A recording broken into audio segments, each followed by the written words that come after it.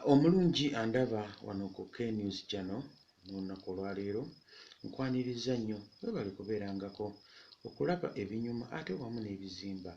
Olwaleero luno tulina ensonga gye tugenda okwogerako ye nneeyisa yaffe ffe ng'abantu abakulu nga tuli ewaka, ennyambala, endabika, so nga bwe tubeera mu kkubo oba ku mirimu tulabika bulala nnyo.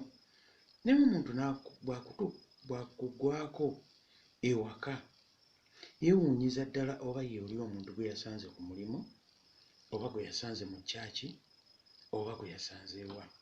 Lwaki ekintu kino nkireese? Kirabye emirundi mingi. Osanga omukyala ow'ovunaanyizibwa nga bw'aba ayambadde ng'agenda ku mulimu oba ng'avudde ewaka anyuma nnyo naawe n'omuwa ekitiibwa. Kabe mwami naye mulinde ewaka nga lunaku ali free omugweko ojja kwewuunya. Nno ate leero baatuleetera zino empale zaffe three quarters oba whatever, omukyala n'agiteekamu oba abamu balina kati buno bayita oba bayika, n'omusanga ewaka nga mukyala mukulu alina n'abaana naye nga by'ayambadde bw'obigeraageranya ne bw'otera omulaba bulijjo mu kkubo weewuunya n'oga nti oba y'ono gwe nsanze oba akyuse. Bannange ennyambala kikulu, ennyambala kituweesa ekitiibwa, ennyambala ekuggisaako ekitiibwa ky'olina. So kintu kikulu nnyo ennyambala mugifengako bannange, abaami n'abakyala. Ku wiikendi ate kiyitirira osanga omwami ali mu bayita ebinu amagulu gamulinga situlo, kwegamba yenna eno waggulu afaanana ngeri, wansi mutono, tasobola kumanya nti kintu kyennyambadde kinfaananya kitya, wamma n'ayagala afulume mu compound oba okutambulako awo around naye nga toyagala kumutunuulira, nga si ye mwami gundi gw'omanyi MD, CEO, general manager, nga si ye.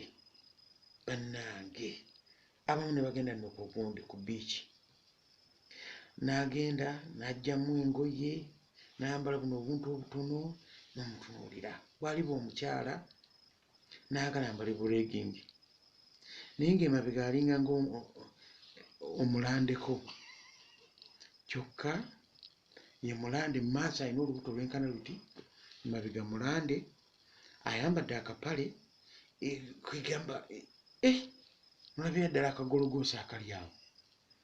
Bannange ennyambala munansonyiwa bannange abawuliriza n'abandaba, ennyambala etwonoona.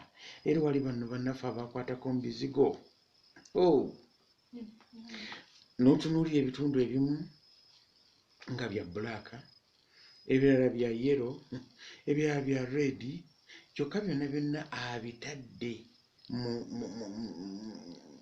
mu bugundi buno obumpi, simanyi abamu buyita bwani, bubayika.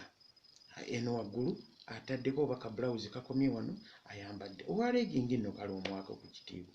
Mu Uganda legingi etuukidde ddala eri wansi, naye kakati ennaku zino bamaama omusanga ayambadde simanyi eyo bayika zino eza bbulaaka ekoma muno nga yeeyiseemu yokka, kyokka ali waka naye nga eno gy'akolera mumuwa ekitiibwa, MD, CEO and so on and so forth.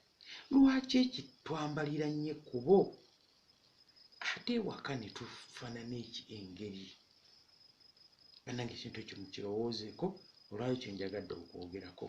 Baneetwewa ekitiibwa, okwambala kuweesa omuntu ekitiibwa.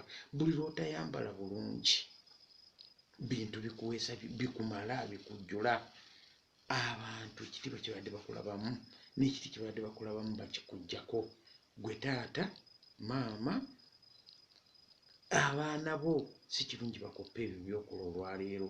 Oyinza okuba ng'olwanyisa mulembe osigale ng'okyatambula nagwo naye ng'ate abakulaba balaba gukuyiseeko.